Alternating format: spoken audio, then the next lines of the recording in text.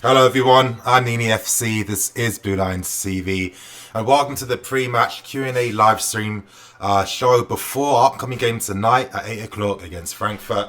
I hope you guys are doing well. Of course, you've got the opportunity to ask me any questions you want, and I'll answer them. If you want your questions prioritized, I suggest that you do send a super chat. Not only does it help support me as a content creator, but it's the best way to get your questions prioritized if you want me to spend more time on them. Of course, I am going to be going through the lineup as well. I did have that on screen. I'm going to wait for a few more people to come on, and there is going to be a video. And the annoying thing about European nights is that there's always going to be a conflict schedule. It's really annoying. It is. I got a video ready, but I can't do anything with it just yet. Sounding bare robotic. I don't know why I'm sounding robotic. Is that better now? Is that robotic still, or I don't know why I'm sounding robotic. Yeah. Whatever, yeah, the lineup, the audio seems to be fine now. I'm going to be going straight into the lineup so we can talk about that. As you guys can see on screen, Kepa in goal, Aspie as the right back, Christensen in defence, David Luiz, Emerson, Loftus-Cheek, Jorginho, Cover, Willian, Giroud and Hazard. This will be the first time this season that I've predicted a lineup exactly how it is. It's taken me this long, right until the penultimate game of the season. But yeah, this is the lineup I've always expected was going to be the case. I knew that this was our best footballing lineup. It was only a matter of time. Some of these guys needed to improve their tactical understanding and their tactical development. But I expect Sarri to use a lineup like this going into next season, depending on if he wants to stay or not. But for me, I'm thinking that he most likely is. He spoke about how he's a fan of the Premier League and how he likes the club as well. But I expect Sarri to use a lineup like this as a template, and hopefully, you know, with the transfer window coming, we are able to at least reinforce in key areas. Let's look at the structure of this current lineup. Imagine if we could add at least 3 good players to improve the quality of this team. We look much better, in my personal opinion. Loftus-Cheek has stepped up a lot. As I was talking about in my last match review when we obviously beat Watford 3-0, I think that Ruben will take on the mantle left by Hazard. We just look at his recent games objectively, and I know some people will just automatically dismiss what I'm saying and assume that I'm just being a fanboy for some reason, but if you look at the games Ruben's played, the guy's been the mantle and the talisman for the team. When he plays alongside Eden Hazard, he's not in Hazard's shadow. He's normally playing as well as him, or as close to as good as Hazard's. And I just think that Ruben Loftus-Cheek has the potential to become a world-class midfield player. Thank you to Sarri for helping him improve from a tactical point of view. Better managers haven't wanted to do that. Haven't even attempted to try and do that at all. Instead, they just force him to play in positions that don't suit him.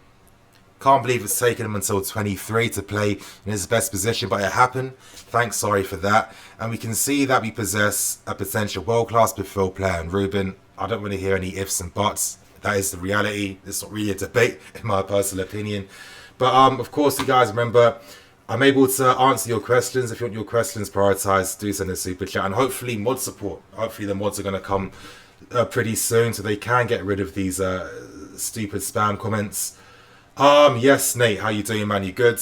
You sound a bit fed up today. Yeah, I do sound a little bit fed up. I've got a video ready. It's just that with match days and, you know, just the timing of my day, it's a very short window to get a video out. And I just know that it's not going to do as well now. But it's just been a busy ass day, man. Giroud's better. Yeah, Giroud's showing that in the Europa League. I kind of have a theory on Giroud and Sarri. I do have a feeling that there's a reason why Sarri's been kind of reluctant to have to use Giroud.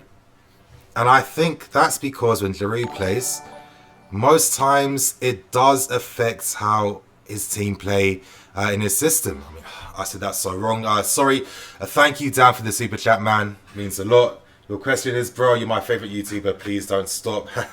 That's a lot, man. And you're always backing it too. Really appreciate it. But as I was saying, I've got a little bit of a theory on Sarri and Giroud. There's a reason why Sarri's reluctant to use Olivier Giroud. And I think that's because whenever Giroud does play, the team stop playing Sarri ball. They go back to old bad habits. They play a lot more direct. They're not looking to break teams down how they should be. And I think that Sarri's thinking, listen, I can't have these guys doing their own thing just yet until they understand the basics of what I need for them in their system.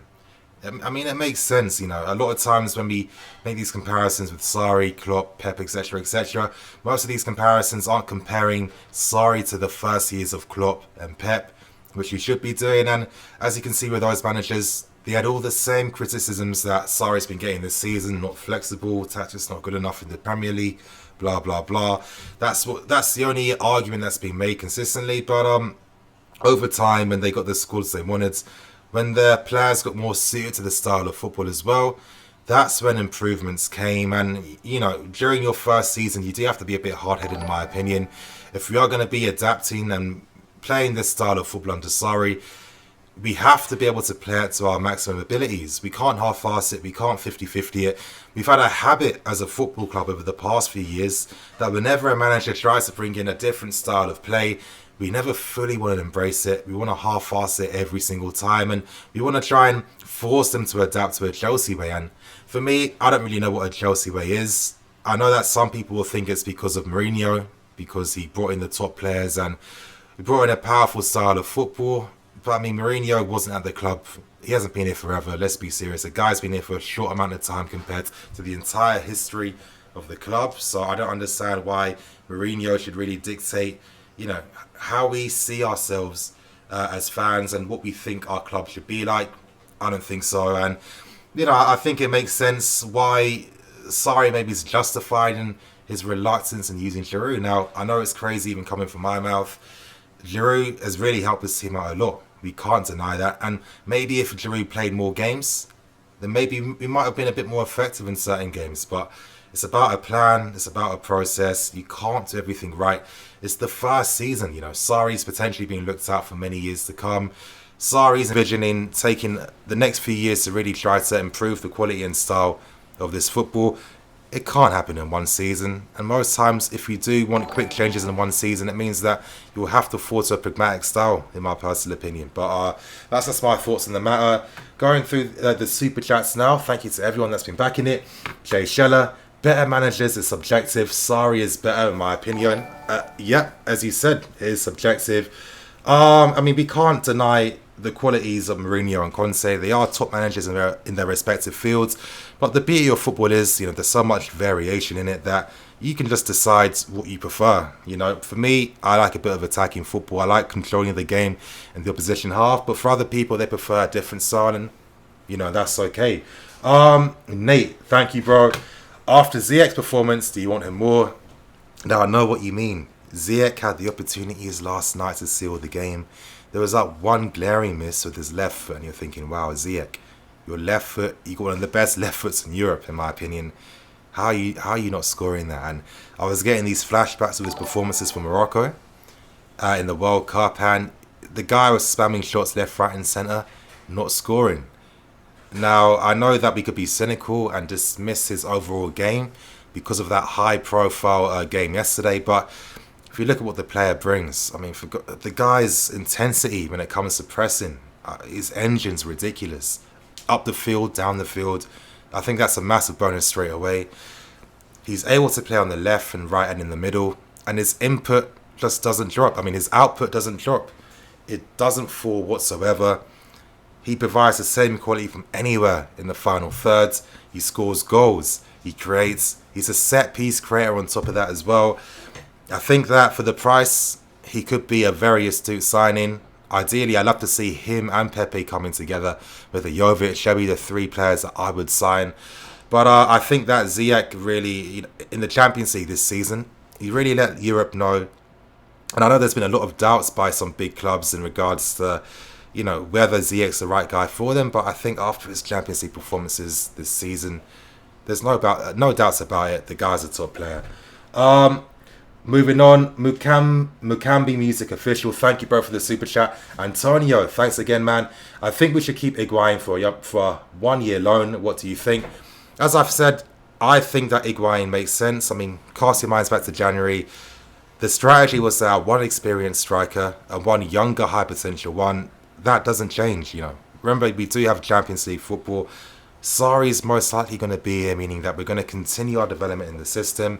If you've got a striker that fits the bill of being the experienced guy you need, fits the bill of understanding the tactics and what's required of him.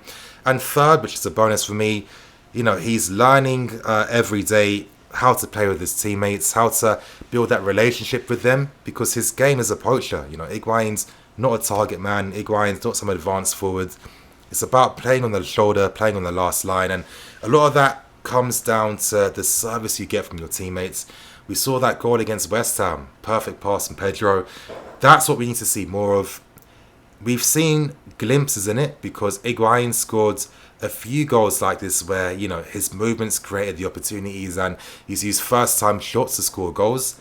And I think that with the pre-season and more time working with his teammates, he could be a very valuable option for the squads. I know some people just don't like that. I mean, it's your opinion. I've given the facts as to why I think it makes sense. So it is what it is. But thank you, Faithal. Bro, I just messed up your name. I know I did. Fatal. Thank you, bro. Christensen is just as talented as De Ligt. It's just because he's not regularly playing for Chelsea in the Premier League. He's not rated as highly. We know what football's like. You know, one day you're the most popular guy. Next day, you're forgotten about. You know, it's a very cutthroat industry. I think the fans are pretty cutthroat as well.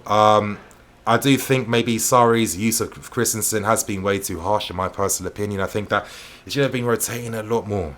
I think that Christensen would have had that confidence, and I think he'd be much better for it. At the same time, do I think Christensen's been awful? No. A lot of games where he does get critiques, they're games where he has to come on during the game or when he hasn't played for a while. So naturally, you know, because players are human beings, you're going to be a bit nervous. You're going to be a bit self-doubting. Of course, Sarri's shown that he does prefer certain attributes in defenders, and if you're Christensen and you know you don't have that, that is going to make you, you know, it is going to affect your confidence in a sense. But for me, I think that his performances have been decent. I don't think they've been awful. Hopefully, now that Sarri's understood the players he has, understands the squad, understands the league more, he's going to be rotating a lot more for next season, and hopefully we'll see Christensen play. But again, you know, it's a very cynical game. I mean, for me, Christensen and De Ligt are very similar stylistically in regards to how they approach the game. And I think that maybe Christensen's just a skinnier De Ligt. I think De Ligt's a lot more powerful. And, you know, we've seen that Christensen is trying to adapt. He's trying to be a bit more aggressive and tough. And again, with time in the pre-season, things will look better for next season. But yeah, I think Christensen is just as talented. I think that people's memories are a bit too short at times. You know, we have to understand the context and reasons as to why things happen the way they do in football. I think Christensen falls along those lines, and I got faith in the guy. He's a top player, and you know, let's see what happens next season. Matthew Olive, thank you, man. You see Pulisic's goal, yep, against Werder Bremen. Deserves more respect, to be honest. I mean, I can be a bit cynical. I do think with Pulisic, he's definitely someone that can improve. Do I think he's got like world-class potential where he'll be like an elite talent in the next year or two? I don't think so. But do I think that the guy could be anything he wants by the time he's 24, 25? I think that's a likely opportunity in my personal... I said that so wrong. I think that there's a massive chance that is going to be the case. Working under someone like Sarri, for example, is only going to help him because Sarri's not going to teach him how to track back and defend and work alongside the fullback. So that's immediately a massive bonus there. We've seen that Pulisic does have some exciting attributes in his game. I like that he does attack the spaces when he sees it, runs inside the box. That can be improved. His efficiency in the wide areas can definitely be improved. But you know, he's got that spark. He's got some very, he's got some sexy attributes in his game. And even though we could be cynical and say he's just an investment signing, I think because Pulisic does have some ability, I think that it does kind of justify the investment signing, in my personal opinion, because you know he's still a young player that can really develop and grow. And yeah, I think that he's going to be a pretty decent signing. His goal against Werder Bremen was good. I mean, their season has been decent so far, but you know, if we can see more of that for next season, it's going to be happy days. What other questions do I have? Jay Scheller, thank you again, bro, for the super chat. If you could get Sane or Dembele ahead of Pepe, would you? Do you think we should look to bring in more Napoli players to help transition quicker? Very interesting questions. Now, I know a lot of people are excited at the possibility of Leroy Sane potentially being available in the window. Is he the guy we need on the left-hand side? No, he's not. One thing that has been used against Sane, and this is why he hasn't played as much this season, and this is why he's had his issues with the national team as well, is because of the style of the player. I mean, for me, he's a winger. You keep him out on the flanks, let him hold his position out wide. I know the argument, and it's interesting, you know, could Sane over time develop to be similar to like a Gareth Bale? Who knows? They've got a powerful left foot. Could Sane potentially learn how to cut inside on his right? I think so, but I think, I don't know, it's interesting. I think that definitely takes time. You know, Gareth Bale didn't play on the right-hand side just like overnight. There was a process involved, you know. He started off as a left back, then left mid, then left wing. Then he moved into the middle, then he moved out wide to the right. This happened gradually over years. And, you know, my thing is, do we have that type of vision at the club? Maybe we might, but we don't have those concrete details right now to really be able to ascertain if that's going to be the case. But I think currently he's not what's really needed. I think the left-hand side is there for Hudson-Odoi. You know, Hudson-Odoi is able to play at like a winger and move in field as well. On top of that, and that's always going to be a bigger advantage. And when you remember too that, you know, with how Sarri uses the system, the left winger is like the playmaker slash winger. Sane just doesn't possess that. He's just a pure winger, in my personal opinion. And I think that it would really affect how Sarri uses the system a lot more. But who knows? What if Sarri, let's be hypothetical, what if Sarri's like, listen, if we get Sane, that means I need to get like a Ziyech. Ziyech's going to be my playmaker slash forward. And Sane is going to be the guy to hold position out wide. Similar to how I use guys like Willian, Hudson-Odoi and Callejón. So that could also work, but if you're comparing it to Ousmane Dembele, it would have to be Dembele all day for me. I think it's so rare, the qualities he possesses. I think it's very rare to be equally good with his left and right foot. I'd 100% go for him all day long. But let's see what happens with Pepe. We know that Lille 100% are selling him this window. There's no doubt about that. They need to raise the finances for the player. He's too valuable right now. If they can get between 50 to 70 for him, a club like Lille can't afford to turn that down. So I'm optimistic. I'm optimistic too that we are going to get a transfer window. So out of all of them, I think Pepe is the most realistic. And I think he'd suit playing for us better. Actually, no, he wouldn't suit better. That's the wrong way of saying it. But I think that, you know, if you're comparing Dembele and Pepe, I think you get the same type of output in regards to how they play. So I go with that. Christian, thank you, bro, for the super chat. Jay Scheller again. Sane played right wing for Schalke. Yeah, he did. I don't know how much he played there consistently, though.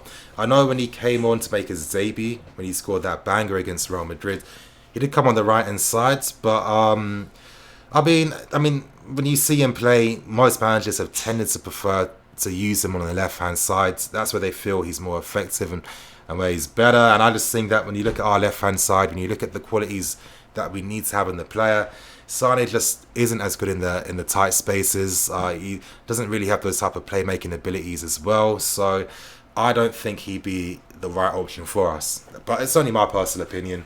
Let me go through the chat to find some more questions. Okay.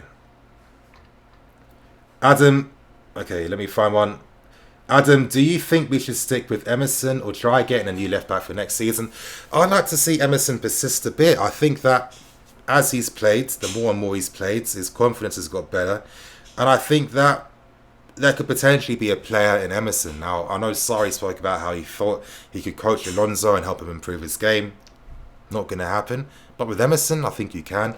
And the fact that you have a proper pre-season now where you already know the strengths and weaknesses of the players at your disposal, I think that could be very unique for us. And I think that Emerson could do something. What was it? Harry Truman, defensively improved. Yep. Inaz, without Hazard, we would have finished like 13th or something. It wouldn't have been good for us, let's be serious. Ice, any chances we would go for another left back? I'm not hearing anything right now just yet, but let's see what happens as the window goes on. Zway 25, should Reece be our starting right back or be back up for Aspie? I mean, he has to be the starting right back. I know a lot of people are being quite cynical, thinking that, you know, by the time Sarri realises that Reece has to play, it'll be like near the end of the season. But as I keep stressing, now Sarri is approaching the second season, understanding the strengths and weaknesses of the squad. He knows some of the youth players at his disposal. He knows who the guys out on loan who are performing. He knows how they're doing now. So it'll be easier for him to make better judgments, and he can make better judgments more confidently now. Reece James during pre-season, I mean, the reason why he got into the Wigan team straight away was because of pre-season. Pre-season's like, what, nearly a month. So let's be a bit optimistic. Let's see what happens. But I feel a bit confident. Carol, good thing Reece is already at Cobham. Exactly. Brad Miller, do you think Alonso will remain our backup left back next season? He signed a new look contract and would be very expensive for another team to buy. You never know. I think obviously currently he's our player, but we don't know if any clubs are interested right now. I haven't heard anything. We'll see what happens. Uromi, Ruben isn't a striker. Thank you. Mark, Nini, what do you think of us? No. Ruben isn't a striker. I feel like this is something I've spoken about so many times since I've been getting involved in YouTube. And it's like, sometimes it's like we have to think about how the player plays. I feel a lot of times, you know, maybe it's fun to think about these hypotheticals. What if this guy played here? What if he plays there? But let's analyze how Ruben plays, and let's try and apply that to how a striker plays. Now, why would that really go together? We know that Ruben's much better when he faces the opposition goal when he's playing. We've seen that when he plays with his back to goal. It's a different game. He doesn't shine the same way. And if you're playing up front, where Ruben's touching the ball less, where he's got his back to goal, where, you know, he has to not be too involved in the play, why would we want that? We miss out on a massive factor in our midfield. I mean, I don't even know why I even spoke about it. But moving on, Christy, all going well with recruitment. How long will it take Sarri to get Chelsea going back to the top again? It's a process. As I say, look at clubs like City, look at clubs like Liverpool. I think Liverpool are our best comparison, in my opinion, because, you know, they don't have the type of funds that Man City do. Remember, net spends. I know how football is. We like to be tribalistic. We like to find the most stupid points just to earn like internet points against our rivals. It's a bit boring, in my personal opinion. But Liverpool, lots of the money they invested came from the selling of some of their best players, and they invested very well. And Liverpool have shown that, you know, they were a club that were outside the top four. They weren't getting in the Champions League. They weren't. They showed that over, 2 seasons is all they needed to get to a place where they could start really, you know, making serious bids to try and win things. I think Sarri needs one more season. But I think for the third season, if he's still here and if the club's patient enough to actually see out a vision like that, then I think we'll look a lot more serious. But this shit doesn't happen overnight. It does take time. You know, it's not Football Manager. It's not FIFA. So, you know, let's give the guys some patience. I've got another super chat here. Thank you, Savio. Thanks a lot. Nini, you confident Kaz will freeze our ban? Well, I'm feeling a bit confident. As I said, I need to actually wrap things up now. But if you go to my my previous video on the transfer ban, I've spoken about everything there. So you'll get your information there. Thank you for the super chat. You guys, I need to keep things moving. My video is close to uploading to YouTube.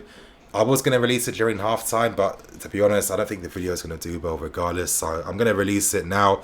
It should be out in the next 5 minutes. I hope you guys enjoy. Thank you to everyone that helped me with super chats. Of course, remember tonight I am going to be doing the match review, so don't forget about that. That's going to be out later tonight. I'm hoping I'm going to be speaking about a lot of positives. I'm hoping that the only thing I'll be talking about for the next 10-12 minutes will be how it's going to look like in the final if we play against Arsenal or Valencia. No more miracles tonight. We've seen what's happened over the past few days. I'm not going to lie, I don't really care too much about the tribalistic side of football. Those past 2 games made me, like, it just emphasised to me why I love football in the first place. Why, for me, it's the best sport out there. Just the emotions you feel. Like, I don't even support any of those clubs, and God forbids. But emotionally, I'm still there in the moment, and I think that's the power of football. I'm hoping that again, no more miracles tonight. The miracles need to die. They need to end. We need to get the job done, get ourselves into the final, win it, and get a trophy for the season. But you guys, thank you for watching. I'm NiiNiiFC. This is Bluelions TV.